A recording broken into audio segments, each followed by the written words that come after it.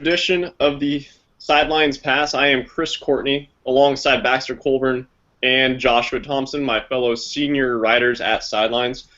We will be discussing today on episode 4.1 the NFL draft and kind of recapping the draft and what happened in the past week. Obviously, lots of news coming out of the draft. Big winners, big losers. People have a lot of opinions on who the steals and who are the busts in the draft, and then of course.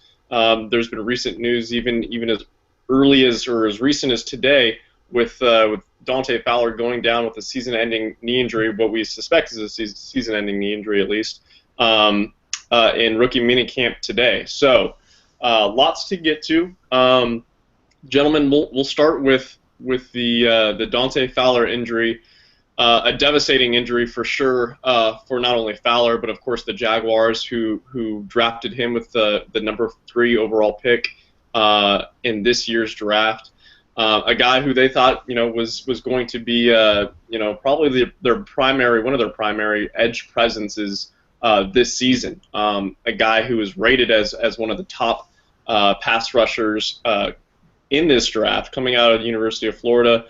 The Jags had a lot of positive momentum kind of heading into this draft and now heading into the 2015 season. That has been quelled a little bit with Fowler's injury.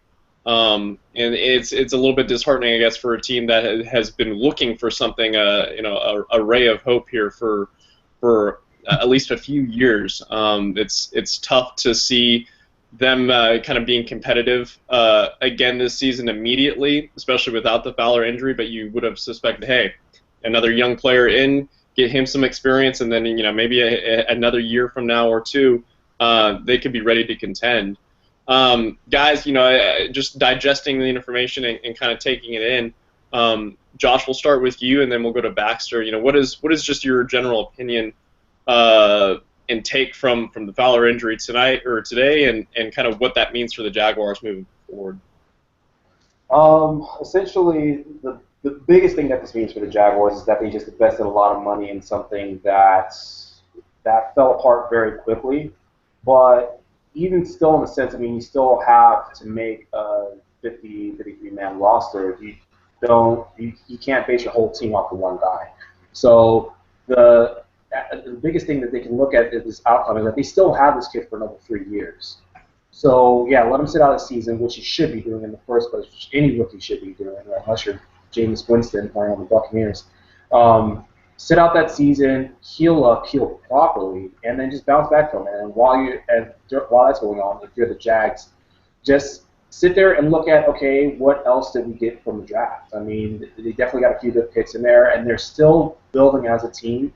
Granted, they might not be in Jacksonville in a couple of years, but that doesn't matter. They're still a football team. They still got to compete. So it's all about how they treat the rest of that roster. Go for it, Baxter. Yeah, this is a huge loss for Jacksonville. Anytime a first-round draft pick gets hurt the first day of training camp, it's going to be devastating for the team. The Jaguars wouldn't have drafted him if it wasn't an immediate need they wanted filled. And you look at a guy like him out of the University of Florida, a premier pass rusher in college football, and people were really excited to see what he could do. And he was staying pretty close to home as well by going to Florida, then going right to Jacksonville. And seeing him get hurt is huge. There's still, I don't think, any official word on what his injury, like how long he's going to be out. I've heard mixed rumors about ACL and MCL. From my experiences with it in the past, it's not a very short recovery process. I really hope that they take the precautions needed to get him back, because I understand he wants to play immediately. I totally understand that coming out of college. Anybody wants to do that, but don't rush him back. Let him heal appropriately, and then get him on the field once he has had a full recovery. And I think he will be a really good addition for the Jaguars. And even looking through their draft class this year, too, they drafted a lot of really key players that I think will help their team continue to grow in the very near future. Yeah, and just evaluating kind of what they did in the draft, it's hard not to be impressed with kind of the needs that they address for their team. They've got a lot of needs to address, and so I guess it makes sense to see them kind of fill those needs with players who are kind of big names, or at least names that you recognize that pay attention in college football. Is there? hindsight always is 20/20, and you can always second guess things, but I guess is there a part of you, is there a valid part of you that thinks, man, maybe we should have taken a defensive lineman instead, taken a Leonard Williams at number 3 instead of Fowler? I guess, is there any lingering did you have any lingering thoughts about the Fowler pick at the time? Not necessarily because of his injury history or anything like that, but just in general about the pick. That makes you think, yeah, they really should have gone with Williams instead of Fowler at number 3 at that position. Go ahead, Josh, and then Baxter. Um, okay, so I touched on this a little bit a couple weeks ago about the health of players and being able to properly study them before you go to actually draft them. I have a guy back here at home. His name is Austin Einhorn, and he's a strength and conditioning coach. He actually studies a lot on the health and proper movement of players. And I quote you that he says that if some team were to take him on, he'd be able to tell you within the top 20 picks of which players are going, of how likely a player is going to be injured. Not if they're going to be injured, but how likely, and of what the type of injury that they would be having. And you have to kind of look at it like this. Fowler plays a position that needs a lot of lateral movement coming off the edge, and that injury, when it happened, it's probably a result of improper mechanics. So if you kind of think about, oh, we should have drafted this player, well, you probably would have drafted a different player the same exact way based on performance, and not necessarily the little bitty things like how a player moves, the style in which they move, the way that they explode off of their hips. Things that don't really aren't really thought about as far as the health or long term of a player and how mobile they are. So yeah, maybe they would have said, oh, should have drafted Williams, should have drafted. Maybe they're thinking maybe we should have drafted a running back, should have drafted Gurley. But overall, you have to kind of think about it like this. You're going to take a chance no matter who you pick. And I'll say that once and I'll say it again. It could be the last guy in the NFL draft being picked, Mr. Irrelevant, and there's still a likelihood of you getting injured. Maybe it's a freak accident, maybe it's not. You can't go into this hindsight if you're in Jacksonville. You have to sit there and say, well, we had an experiment. We went with what we stuck to our plan.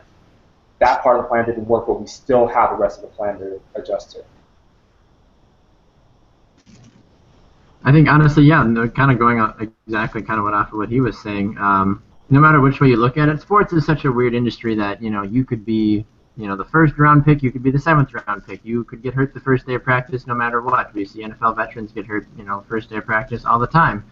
I mean, that was a need they needed. They were trying to address their defense. Obviously, they were 2-14 last year. There was many questions about the defense, whether it have been Dante Fowler or Jameis Winston or Amari Cooper, anybody, no matter who they would have drafted first day or literally any team, injuries like that are bound to happen. It's a type of injury that is common for that style of position to play. You're using your legs far more than you are most of the other positions because of how much demand you need to use to be able to push by that other guy in front of you. I mean, it's going to be difficult, obviously. I mean, you have a player like him that was promised, so much. He was going to be a huge, huge asset to the Jacksonville defense. But in all honesty, stuff like this unfortunately happens every day, and Jacksonville just needs to be able to prove how good of a team they really are now without their number 1 player. Go ahead, John. I did notice an interesting trend. The AFC South is now 2 for 2 in picking injured defensemen right off the rip. So maybe there might be a continuing trend. Who knows who'll be next, but maybe they'll kind of learn from this going forward. Some bad juju in the AFC South is what you're telling me.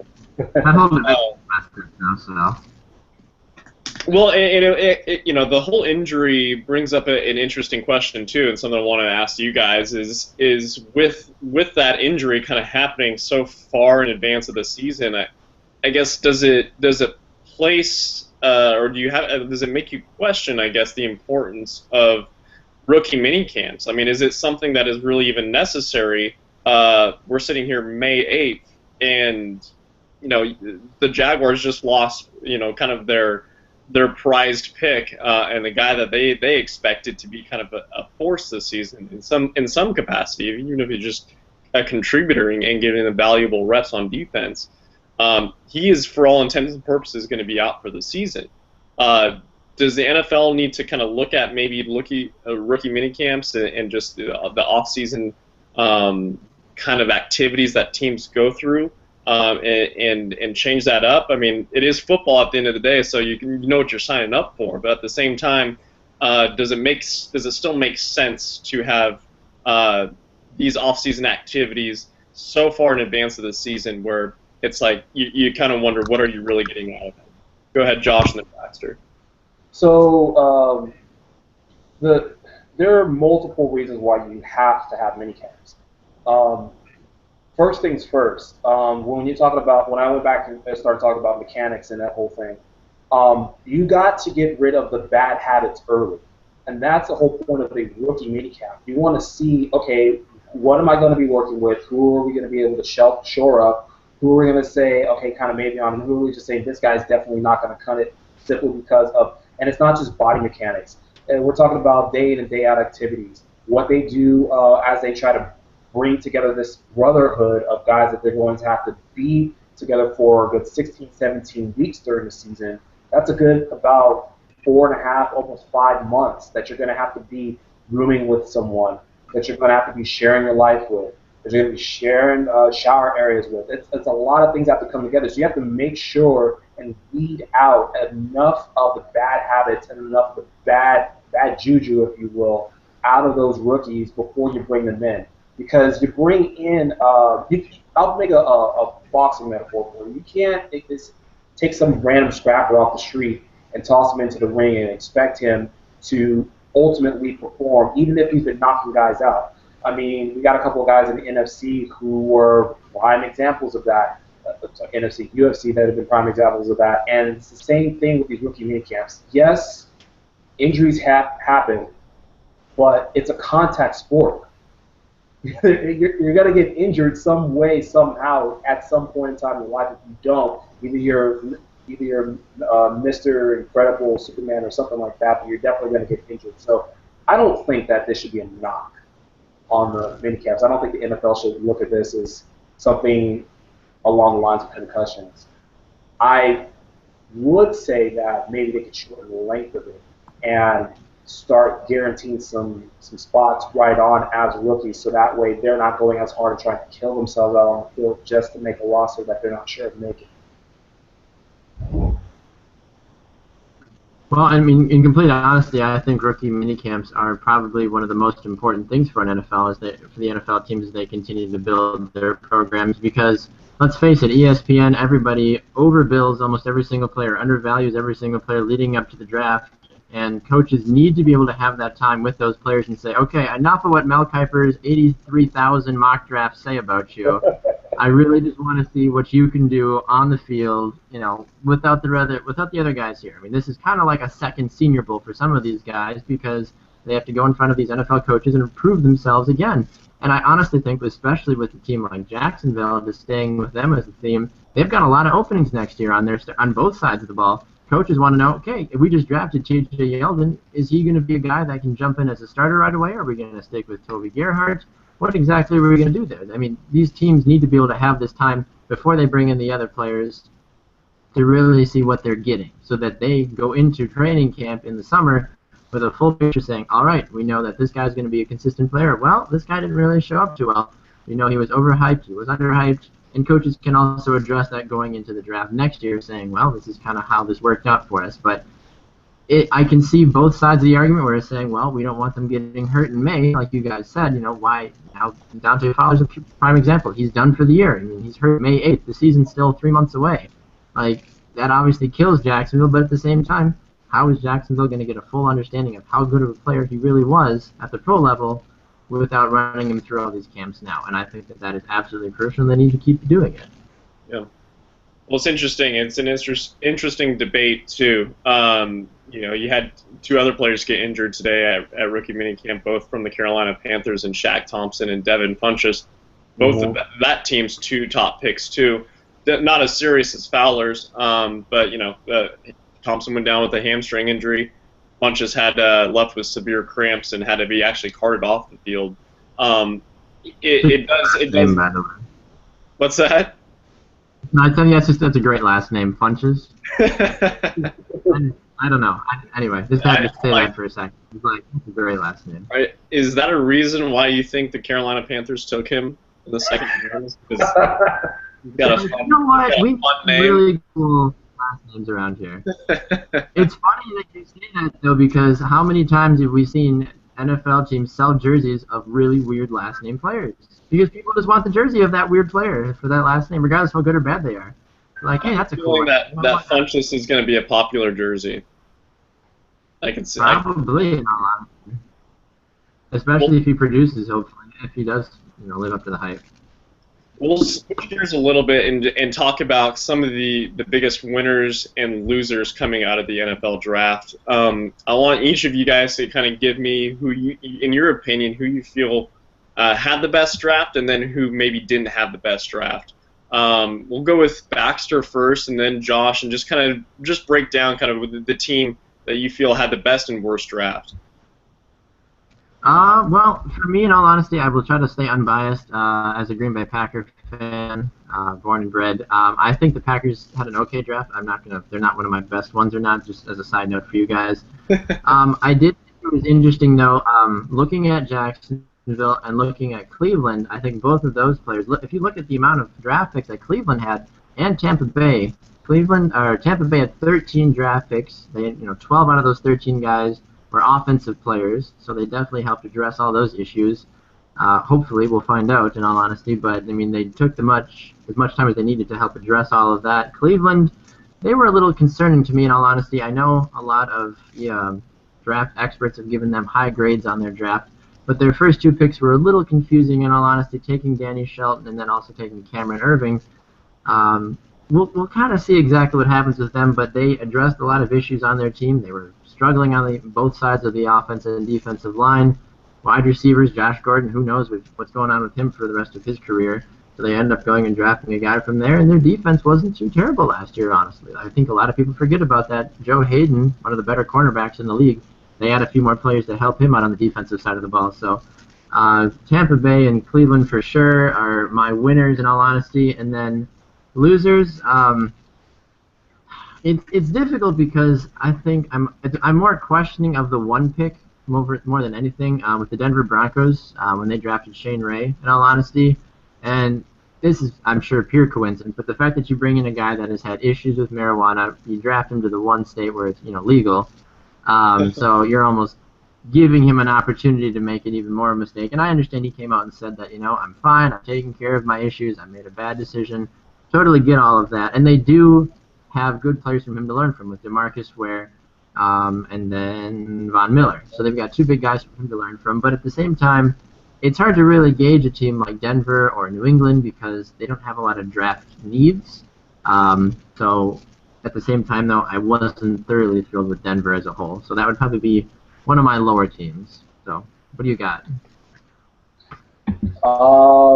As far as I know, Atlanta had a pretty darn good draft class. I mean, they're trying to fill in some really big holes right now in their offense, so they're definitely trying to reproduce some weapons, but they're also trying to shell up their defense, and I really appreciated that they got Vic Beasley. It was noted that he was a beast on the outside, and he could be injured just the same, so kids, just don't get too ahead of yourselves. But definitely they're a team that got beat on the outside quite often, and I think that as Atlanta looked to say, how can we help out Matty Ice, the best thing was to shore up the defense because he could put up tons of points with the weapons that he has, but it was more of Atlanta saying we need to make sure that the other team doesn't try to do the same, so we're not going to try to turn this into a shootout. We're actually going to be a complete team. So I think that as far as the best, and I think some of the smartest, Atlanta definitely did a great job there. I didn't really have a worse, considering that all I was really concerned about in the draft was who the Raiders were drafting. But at the same time, there are a few teams out there who I'm waiting to see how they'll bounce out of the draft. And the most interesting pick, I will say, not the worst, the most interesting pick was that number 2 pick. Tennessee and Mariota. As much as we wrote off the number 2 pick being Mariota and Tennessee not using that pick to pick a quarterback, they now did it, and so now we're saying to ourselves, what is the next step for this team? Yeah, no, I agree. And I mean, being an Oregon fan, that was certainly a very intriguing pick to see Mariota go to the Tennessee Titans because, fit-wise, I don't know if he's the greatest fit, but at the same time, I think that Tennessee doesn't really have a whole lot of options at this point. And that's not really a knock on Zach Mettenberger. I'm just talking about just their team in general. They don't really have anything to hang their hat on at this point. So that it was almost kind of out of that was almost like a default pick. I felt like they needed to make. They had to take Marcus Mariota at that position. You worry about maybe his development and how ready he is to contribute right away to the Titans. Ken Wisenhunt isn't gonna cut any corners with him. He's gonna expect a lot out of a guy like Marcus Mariota his first season. You can almost bank that he's gonna be the starter in year one. So there's a lot of pressure there building, I think, for Mariota. But no, I agree. That was a very intriguing pick, and I think the Titans did well for themselves. I think getting Mariota a weapon like Dorial Green-Beckham in the second round, who I think is a guy who sat out all of last year after transferring from Missouri to Oklahoma. You don't know exactly what you're going to get with him. He's got some off-field baggage that you got to deal with, but maybe it's a professional locker room will help him kind of overcome some of those things. You never know. But the Titans were an interesting team for sure this year. I actually really like some of the choices that you guys came up with as far as who won and who lost. I think the Jaguars, as we talk about Dante Fowler and how devastating of an injury that is, they still came away with some pretty quality players. And like we had mentioned earlier, they definitely did address some needs. I got to give your Raiders a little bit of props too, Josh, because I think that not only did they get kind of the maybe one of the best values in the first round for their pick of Amari Cooper, but I think they did a really good job of addressing defense with Mario Edwards in the second round. So well done by the Raiders. Good job. We'll see if they can do something with it. It'll be interesting. So you're saying that... I do want to say one thing. Oh, go ahead, Bax. Sorry, no, I was, not to interrupt, I was looking really fast because I was looking through the USA Today draft guide that they came out with, and it's ironic that the team that got the worst grade was the Seattle Seahawks. They got a D out of all 32 teams, but at the same time, it was like I was mentioning before, they didn't have a lot of needs, in all honesty, but the article that I was reading about it said that there was maybe 1 or 2 players in the whole class that they really did need. Everybody else is kind of developmental. I honestly was pushing that the Seahawks needed to go out and draft a bunch of wide receivers because Doug Baldwin is not the answer. If Doug Baldwin is your best wide receiver, I would rather take 2 or 3 college wide receivers over Doug Baldwin any day, honestly. So personally, that's who I would have taken with my 30 with their first pick would have been a high wide receiver, but I'm not Pete Carroll, and I decided to pass the ball on the goal line instead of running the ball. So what do I know? Whoa! Shots fired at the Seahawks. Shots fired. And Chris, you're saying that during this draft that the Titans were on auto pick? A little bit. No, I mean not completely. I'm not saying that they they just were blindfolded and they were just necessarily, that was the only choice they had to make. They could have gone, Leonard Williams or a different direction and invested in Zach Mettenberger.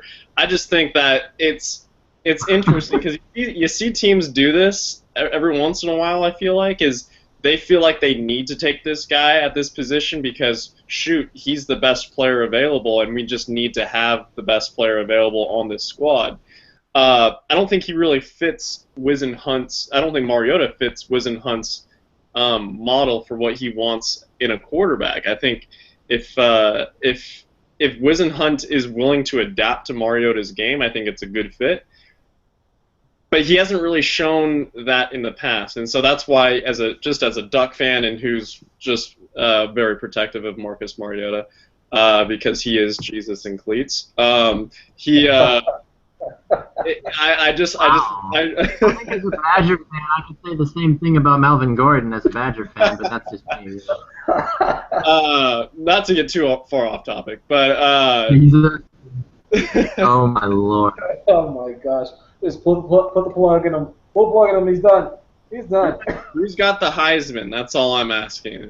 Oh, okay. So, but hey, Jim Tebow's got the Heisman. He's not Jesus in cleats. I'm just saying, Jameis Winston. I mean, I'm a Knowles fan. I'm not an alumni, but I'm always for anything that comes out of Florida State. And let me tell you right now, I'm still trying to figure out what happened to EJ Manuel. Yeah. Yeah. And I'm also trying to figure. He wasn't horrible, but he wasn't great either. He wasn't great, and he shouldn't. I don't think he should have started. But that's a completely different topic. And then we're talking about Jameis now, number 1 overall, and he's going to Tampa Bay. I just hope that he has enough around him to do that. But I mean, forget about those guys. I mean, if you're taking Mariota at the number 2 pick, let's really talk about what you're trying to do there. You're trying to create quarterback competition. Make Mettenberger better. And that's all that says to me, because if you really needed other weapons and you decided to create some quarterback controversy just to go completely opposite of what everyone was saying, you're not drafting him, and then they draft him. That was either a ploy to try to throw off other teams in the draft, because if you look at the number of people that said that Mariota was probably going to go later on in the draft, that threw off everyone's draft selections. That, or you're trying to shore up your quarterbacks. You probably didn't think anyone else is better out there to have developed at the quarterback position, which you actually could have drafted a lot later and picked up a late quarterback or an undrafted rookie in order to do that in the first place. Or you're trying to look for trade prospects later on. You're trying to build him up, make a bigger name for himself, say, oh, yeah, he really is NFL ready, and then have some team trade for him like before the season starts.